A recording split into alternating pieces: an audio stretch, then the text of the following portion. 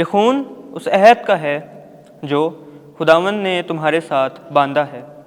ہمارے لیے آج کی پہلی تلاوت خروج کی کتاب 24 باب اس کی 3 تا 8 آیات مقدسہ۔ اس وقت موسیٰ آیا اور خداوند کا سارا کلام اور سارے احکام لوگوں کو بتائے، تو سب لوگوں نے ہم آواز ہو کے اس سے جواب میں کہا، سب کچھ جو خداوند نے فرمایا ہے ہم بجا لائیں گے۔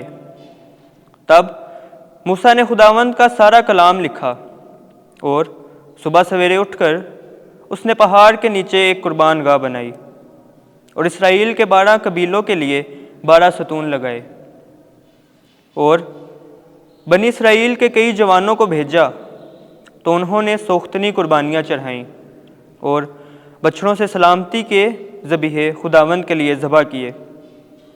اور موسیٰ نے آدھا خون لے کر باسنوں میں ڈالا اور آدھا قربان گاہ پر چھڑکا، اور عہد کی کتاب لے کر لوگوں کو سنا کر پڑھی۔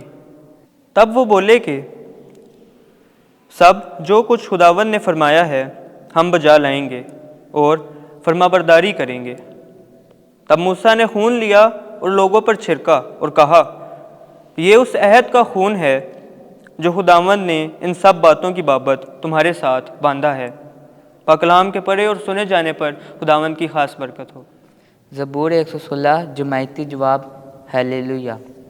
میں اس کی سب مہربانیوں کے لیے خداوند کو کیا افزانہ دوں گا۔ میں نجات کا پیالہ لے کر خداوند کا نام لوں گا۔ جماعتی جواب ہیلیلویا۔ خداوند کی نگاہ میں اس کے برگزیدوں کی موت بیش بہا ہے۔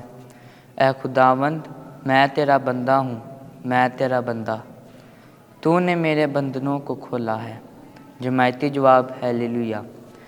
میں حمد کا ذبیحہ تیرے حضور گزرانوں گا، میں خداوند کا نام لوں گا، میں اس کی تمام امت کے روبرو خداوند کے لیے اپنی منتیں ادا کروں گا۔ جماعتی جواب ہیلیلویا۔ آمین۔ مسیح کا خون ہمارے ضمائر کو مردہ کاموں سے پاک کر سکتا ہے۔ ہمارے لیے آج کی دوسری تلاوت مقدس پالوس رسول کا خط عبرانیوں کے نام 9واں باب 11ویں تا 15ویں آیت مقدسہ۔ اے بھائیو، مسیح آئندہ کی اچھی چیزوں کا کاہن اعظم ہو کر آیا تو اس بزرگ تر اور کامل تر مسکن کی راہ سے جو ہاتھوں کا بنا ہوا نہیں، یعنی اس خلقت کا نہیں، اور بکروں اور بچھڑوں کا خون لے کر نہیں، بلکہ اپنا ہی خون لے کر مقدس میں ایک بار قطعی طور پر داخل ہوا اور ابدی مخلصی حاصل کی۔ کیونکہ جب بکروں اور بیلوں کے خون اور بچھیا کی راکھ کے ناپاکوں پر چھڑکے جانے سے جسمانی تطہیر کے لیے پاکیزگی حاصل ہوتی ہے، تو کتنا زیادہ مسیح کا خون جس نے ازلی روح کے وسیلے سے اپنے آپ کو خدا کے آگے بے عیب قربان کر دیا، تمہارے ضمائر کو مردہ کاموں سے کیوں پاک نہ کرے گا، تاکہ زندہ خدا کی عبادت کریں۔ اور اسی سبب سے وہ نئے عہد کا درمیانی ہے، تاکہ اس موت کے ذریعے سے جو پہلے عہد کے وقت خطاؤں کی معافی کے لیے ہوئی ہے، وہ جو بلائے گئے ہیں ابدی میراث معودہ حاصل کریں۔ پاک کلام کے پڑھے اور سنے جانے پر خداوند کی برکت ہو۔ خداوند آپ کے ساتھ ہو۔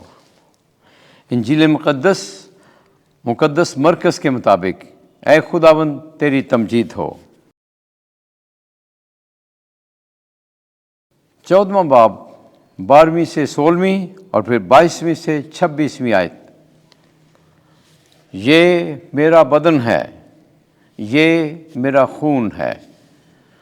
اس وقت عید فطیر کے پہلے دن جب فصح ذبح کیا جاتا تھا، یسوع کے شاگردوں نے اس سے کہا، تو کہاں چاہتا ہے کہ ہم جا کر تیرے فصح کھانے کی تیاری کریں؟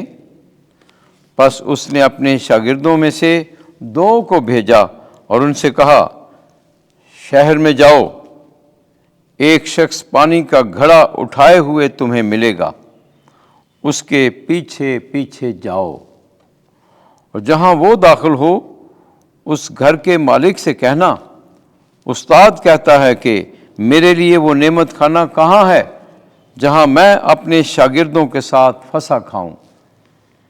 وہ ایک بڑا بالا خانہ آراستہ اور تیار کردہ تمہیں دکھائے گا، وہیں ہمارے لیے تیاری کرو۔